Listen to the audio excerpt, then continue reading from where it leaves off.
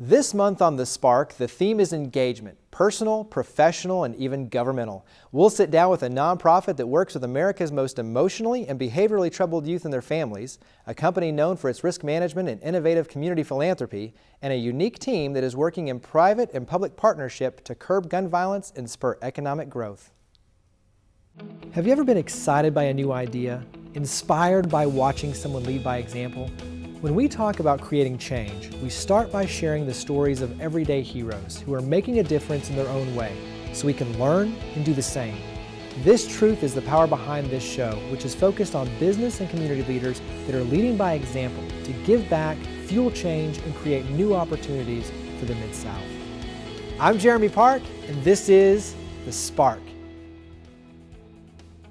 The theme this month is engagement, so we're going to start with personal and family engagement. We're here with a nonprofit serving over 20,000 youth in 11 states in Washington, D.C., recently named by the White House, U.S. News & World Report, and even the Harvard Business School as one of the most promising, results-driven nonprofits in the nation. I'm here with the CEO of Youth Villages, Pat Lawler. Give us a quick history when you talk about Youth Villages, where we were then and where we are now. In 1986, two residential programs for boys and girls came together and became Youth Villages. One was called Memphis Boys Town, one was called Dogwood Village. And one of the things that makes you guys very unique is that you are very attuned to the detail, all the analysis, results driven. Talk about, from your perspective though, what makes Youth Villages different? We want to give young people a good experience, but we also want that good experience to transition to a better life. So we follow all of our young people 2 years after they left our program, and we want to find out how they're doing. And after 2 years, over 80% of our young people are going to school or working, not in trouble with the law, and doing very well. And let's put a face to the youth that you work with, because these are some of the most troubled behavioral issues. Before we kind of show the PSA, because you guys have an amazing PSA that you guys have launched, share though from your perspective, talk about the youth that you guys serve. Describe them a little bit. We primarily serve young people in the child welfare system who have been abused, neglected, emotional behavior problems, or they're in danger of being removed from their families and placed in the child welfare system. So let's take a quick look at the PSA and let's offer some perspective about the youth that Youth Villages works with.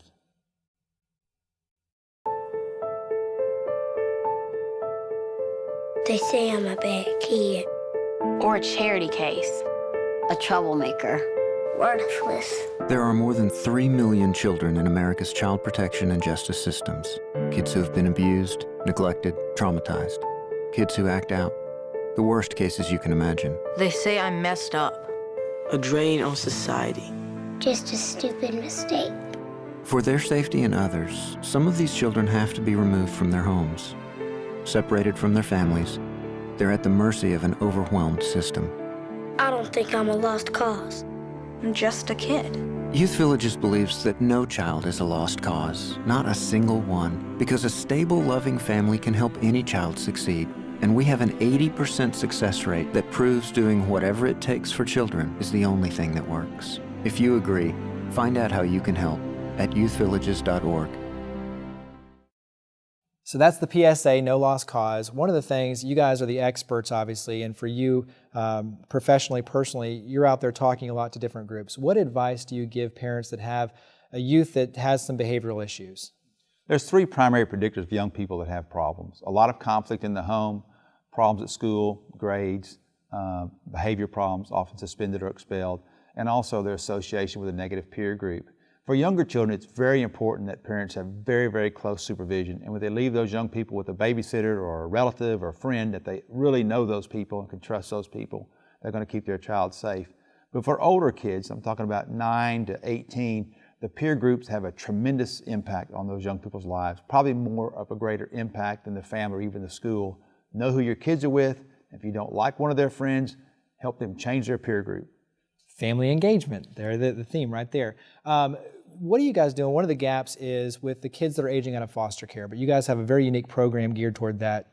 Talk about transitional program. We found in the late 80s that a lot of the young people that were not having success if they left our program were the older kids that basically were leaving at 17, 18, 19 years of age, didn't have a support system. And we basically met a man about the same time named Clarence Day. And as I was introducing our program, he stopped me in just the first few minutes and said, I don't want to hear about your successes, I want to hear about your failures. And I told him about these older kids aging out of the foster care system. He said, those are the kids that I want to help.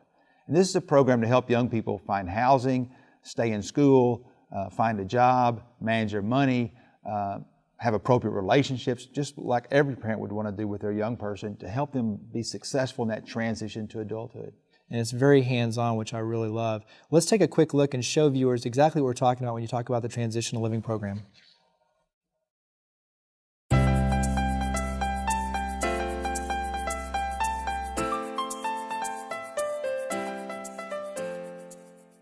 As a transitional living specialist, we work with 18 to 24-year-olds on independent living skills, social skills. We help them look for jobs, work on their education goals, find a place to stay, connect them with community resources that can help them not only obtain their goal, but maintain their goal in the long run. We work with them to identify their short-term and long-term goals so that they can become successful adults. Jamesia is an 18-year-old. She transitioned from out of foster care. I started working with her in September, and she identified her goals as wanting to complete her high school education, go on to college, get her own place to stay, and obtain a job. I have been with Youth Villages since I was 13. This year make it 6. I recently transitioned over to the Transitional Living. Transitional Living has helped me to manage money, cook, clean, the basic things that an 18-year-old needs to know. How to be a lady, job interviews, things of that nature. Youth Villages, I feel like it's a great service for kids who's in my situation. Without Youth Villages, I would be homeless, no school, no job, anything. I would just be homeless out here in the world by myself.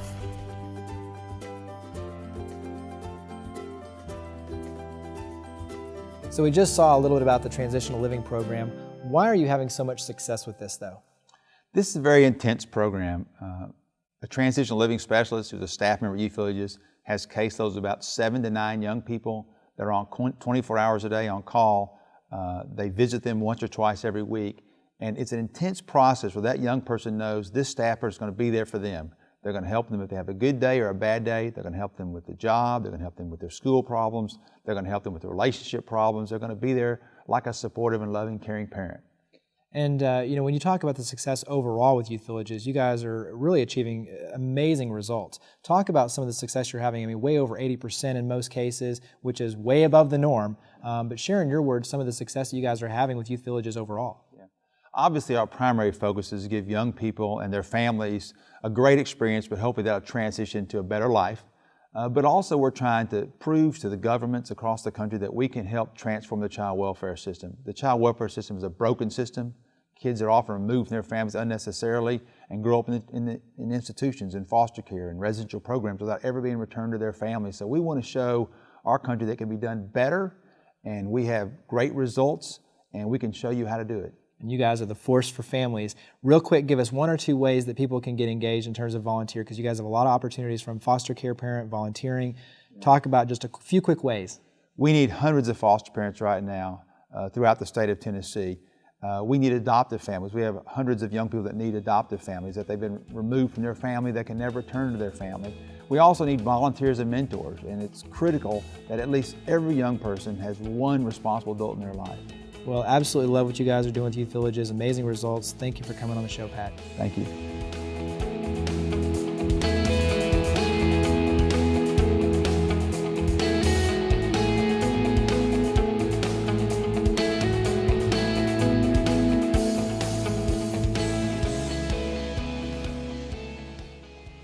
Jim Abbott fondly refers to him as Johnny Pitts of Memphis. Many people refer to him as just Mr. Memphis. I call him a mentor. He's a principal at Lipscomb & Pitts Insurance. And give us a snapshot of Lipscomb & Pitts Insurance.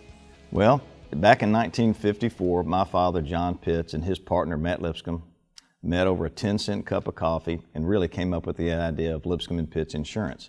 And now, almost 60 years later, here we are.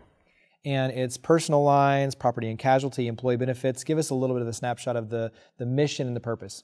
Mainly 3 divisions or disciplines, if you will, of what we do in our business. So we design and develop business insurance programs, employee benefit programs, and then we also have a high net worth personal lines insurance program. And one of the things, you serve on a number of, not national but global as well, panels for the insurance industry. Give us a little bit of a state of the union for the insurance industry and where we are today. Well, the two main divisions are the business insurance and the health insurance. We'll talk about health insurance briefly. You know, unless you've been under a rock, you know what's going on with Obamacare. A lot of the changes have already been in effect, but there's a lot more coming in January of 2014, so be prepared for those. Also, a lot of people don't know this, but Hurricane Sandy was one of our, I think it was our second largest catastrophe in the history of the insurance world. $50 billion worth of damage. That's had a major effect with what's happening, the tightening of the market for property and casualty insurance. Let's go ahead and switch gears and talk about one of the big trends in corporate philanthropy is it's not just about money now, it's about engagement. And you see this across the board with new hires, especially in the millennial generation, where they want companies to be engaged. And you're also seeing it on the consumer front where they're looking at corporations to be a part of the solution. And so they're literally looking, is that company engaged physically in the community? What does all that mean to you? When you talk about engagement, what does it mean to you when you talk about being involved in the community? Well, Jeremy, you're exactly right about millennials. They want to be plugged in. They don't want to just give money. They don't want their companies just to give money. They want their companies to be engaged, to be personally engaged, the CEO all the way down to the mailroom. And the people that come on board there, they want to be engaged. They want to go out. They want to read to the inner city kids. They want to go clean up the Mississippi River. They want to do things where they feel like they're doing something greater than just a job. And one of the things, so we obviously have the Lipscomb & Pitts Breakfast Club, and it's a privately funded catalyst where this team of partner businesses is putting together well over 100 events a year, 186 last year. But the whole idea is to give back and make the community better. What do you view our role with both Lipscomb & Pitts Insurance and the Lipscomb & Pitts Breakfast Club? What's our role in the community? Well, you take the Breakfast Club as a classic example. It gives really an opportunity for a lot of businesses to do the very thing we just got through talking about, getting engaged in the community. So the Breakfast Club really is it's a live laboratory where companies can come in, see what we're doing, and you've got a choice of 186 things to do throughout the year that don't cost you anything except some time and some effort and some employee involvement. And I know for you, you lead by example personally. You sit on a number of boards. What are the things when you look at it from a company's perspective, but also from a personal perspective, why is it important to lead by example? Talk about just leading by example in your philosophy.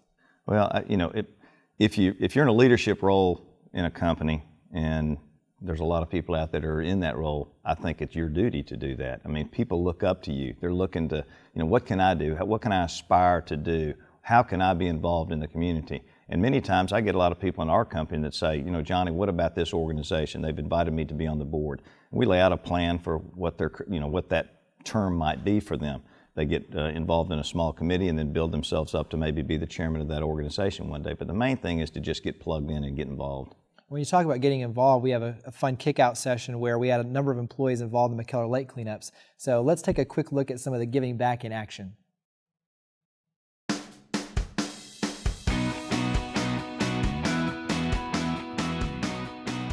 So we're here at McKellar Lake, which this is the basin of McKellar Lake where we've been doing cleanups now for 2 years.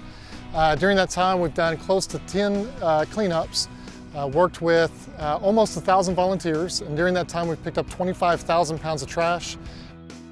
Really, if you look at this area and compare it to what it was 2 years ago, it's incredible, and it looks so much better than what it used to look like. We've worked with a lot of different groups over that time, nonprofit groups such as the Sierra Club, Memphis City Beautiful. Lipscomb Pitts has been great about encouraging not only their employees, but those folks who are involved with the Breakfast Club to come out and help. We have 18 million reasons to do the right thing in this area, and what I mean by that is 18 million people get their drinking water from the Mississippi River. If you can only imagine the line of trash extending into the woods, 50 yards behind us, all the way to the water's edge, and now we're working on a much smaller area of compacted trash, and the reason for that is because of the great volunteers we've had that's come out during that time. Whether it's with the Lipscomb Pitts Insurance Agency or on behalf of the Breakfast Club, we really just enjoy coming out and getting involved. It takes all of us to make a real impact and a difference in our community. The Lipscomb Pitts Breakfast Club and the Lipscomb Pitts Insurance Agency really want to just wrap our arms around this community and use everyone to help make a big difference. but you really have to get involved and do the work yourself. And so to come out and just serve in our community today is just something that's really powerful to us as an agency and as the Breakfast Club. So we just saw some of the physical involvement with the McKellar Lake cleanups. You yourself, though, Johnny, you sit on a number of nonprofit boards, obviously very heavily involved with the corporations, but you also involved with the mayor's offices in government, and you were instrumental in bringing 311 here to Memphis.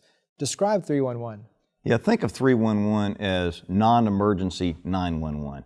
My light is out on my street out front. They didn't pick up my trash. There's a pothole in the street, out front. These are non-emergency issues, but they're things you need to be repaired. You can call 24/7, 311, a dispatcher will answer, give you a case number, and usually within 24 to 48 hours they'll have your problem fixed. So what advice do you give, especially with the students that are graduating, young leaders, what advice do you give them? They want to raise their hand, they want to be involved, they're just looking for that way to do it.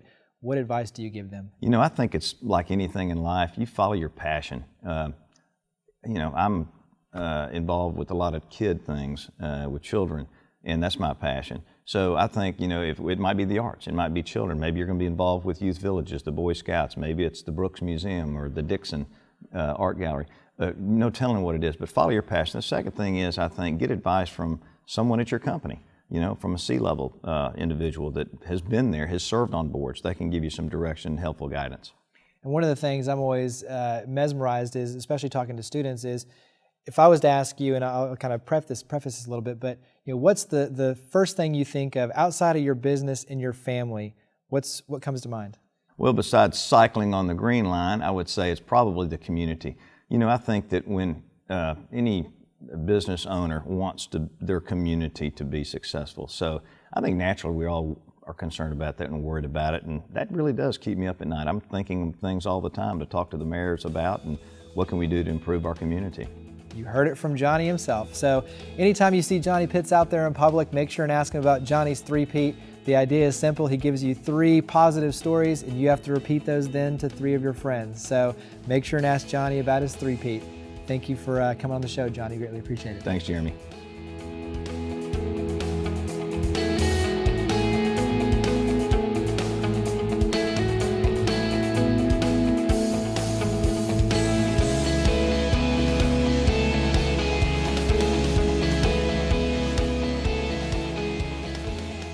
He's a good friend. I still call him Captain McGowan because he used to be the commander of the naval base in Millington. He's the director of the Mayor's Innovation Delivery Team. And when I say Mayor's Innovation Delivery Team, explain what that means. The Mayor's Innovation Delivery Team is an idea that was born by Mayor Bloomberg and Bloomberg Philanthropies, who made a deliberate investment in changing the way cities operate. They invested in 5 cities across America and put innovation delivery teams in each one of those. So our peer cities are Louisville, Chicago, Atlanta, and New Orleans, all of whom also have innovation delivery teams. We brought together some bright young minds from within the city of Memphis and also from people from outside the city of Memphis to come and form this team to tackle some of the major challenges that we face in the city. And each city had to present 2 main challenges, correct? We did, and Mayor Wharton selected for us reducing gun violence, especially among young people, and bringing some vitality back to some of the core city neighborhoods that have suffered years of blight, crime, disinvestment, and outmigration. So let's take those in 2 different conversation threads. The first one, let's focus on Memphis Gun Down. That's the reducing gun violence piece of this. Describe Memphis Gun Down. The thing that I really like about it is that it's very holistic, very collaborative. I mean, it's not just law enforcement, it's community engagement, it's activation, it's giving youth opportunities after school, very comprehensive. But describe the program overall. You did a great job, Jeremy. It actually is a comprehensive approach to reducing gun violence. As you said, it's not just a law enforcement approach. Our law enforcement, I give them a very great amount of credit for the work that they have done. They have been leaning very much forward in this regard. In addition to the Blue Crush operations that they continue today, Director Armstrong rolled out the community outreach program. They recently launched the the multi-agency gang unit, as well as the Safeways apartment complex-based strategy. And they are also exploring other strategies that have been successful in other cities. But in addition to that, we have other activities that are critically important to support that law enforcement effort. And describe some of those, because I think there's 5 main pieces of this, but describe some of the other ones that come to mind. There are. Well, the categories are intervention, youth opportunities, organizational change, and community mobilization. And so one of the particularly interesting things is the intervention strategy that we found was a gap in our ability to deliver in the city. And the hospital piece of this, I think it's interesting too. The hospital piece plays an important part as well, correct? It really does. It's talking about intervening at the right time and the right moment in a person's life. So Memphis City Schools has a really good model with their GRASSI program, an in-school intervention for gang-involved youth. So we applied that model to the streets with the 901 Block Squad, which is providing intervention services for youth who are out of school. And then very soon you'll hear an announcement about one of our community partners who's launching a hospital violence intervention program. Again, a critical time in a person's life to intervene once they have been hospitalized for a gunshot. Absolutely, and for the taxpayers, there's an economic reason as well, correct? There absolutely is. We pay as taxpayers about $27 million a year to treat uninsured gunshot victims. So in addition to the tragedy the family suffered, there is a cost to delivering that health care for uninsured gunshot victims. So let's switch gears on our end to the Neighborhood Economic Vitality Challenge, focused on obviously the rebirth of neighborhoods.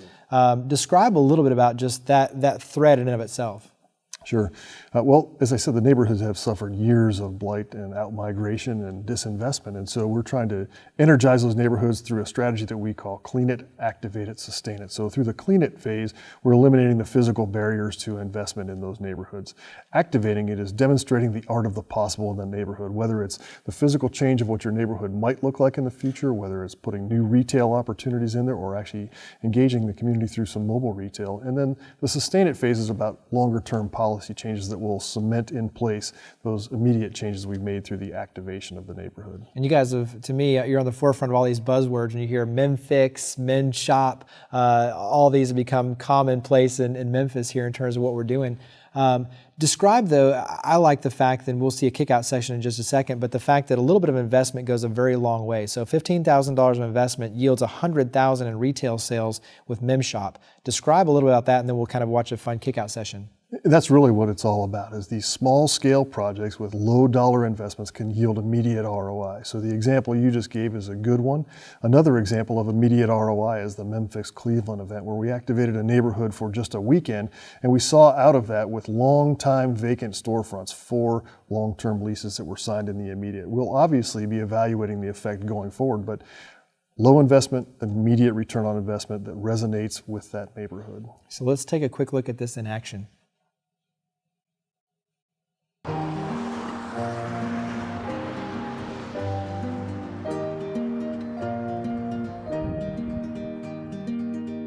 We're here at T. Clifton Art Galleries on Broad Avenue, and Broad Avenue is really the spine of the Binghamton neighborhood, and Binghamton is one of 3 neighborhoods that our team is working on in an effort to generate neighborhood economic vitality.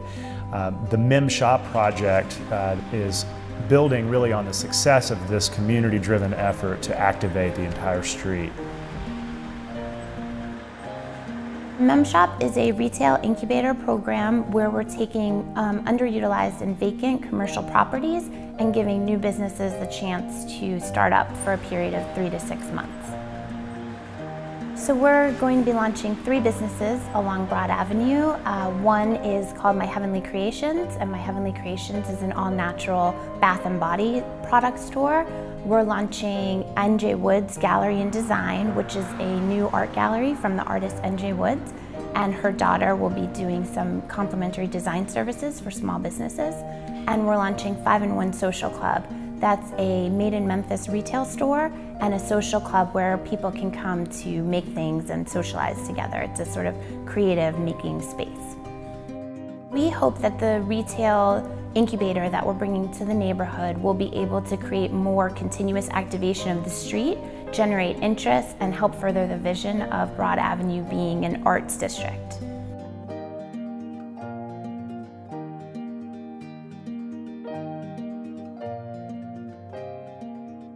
So we just saw a little about the Neighborhood Economic Vitality Challenge, and one of the things that goes with that is economic gardening, and it's not traditional gardening, it's economic gardening, so explain it. It's really about providing strategic business information services to companies who've been around for a while. We call them stage 2 companies. They may have between 10 and 100 employees. They may have $1 to $50 million of annual revenue, but there's a gap in the information that they are able to access because they just don't have the ability to organically do that. So we're providing them with some strategic business information services in hopes that they will be able to grow, and with that comes growth in jobs for our local Memphis workforce. Love it. And then what's next?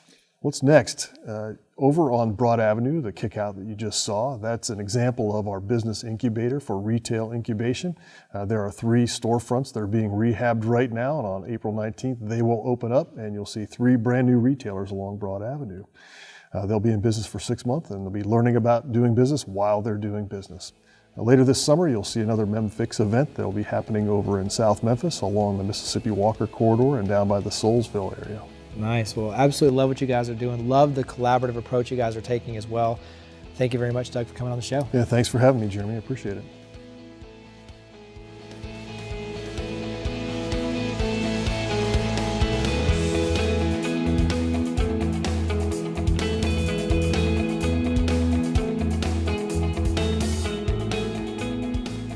While money is a great resource, people provide the real power in making a difference and moving our city forward. A dollar bill cannot walk or talk or physically solve any problems. We as a society and as a city have to step up and lend our time, talents, and energy to being a part of the solution. We need to be engaged as an individual, as a family, as a company, and as a community. Together we can do great things. So thank you for watching The Spark. To learn more about each of the guests and interact with your stories of others leading by example, visit thesparktv.org. We look forward to seeing you next month, and we hope that you'll join with us in creating a spark for the Mid-South.